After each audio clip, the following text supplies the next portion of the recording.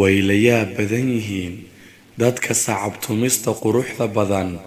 ee fadhiista safafka dambe ee nolosha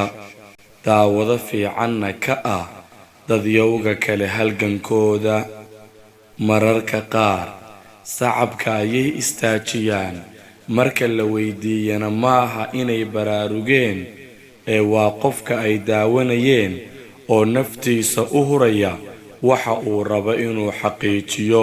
oo maray waddo cabsi badan oo awoodda ka baxsan sidaas ayay u cabsadeen oo u joojiyeen sacabkii daqiiqada kadibna way bilaabeen markii uu guulaystay sameeyihii sacabtuma fiican noqo ama loo sacabiyo saameyn weyn leh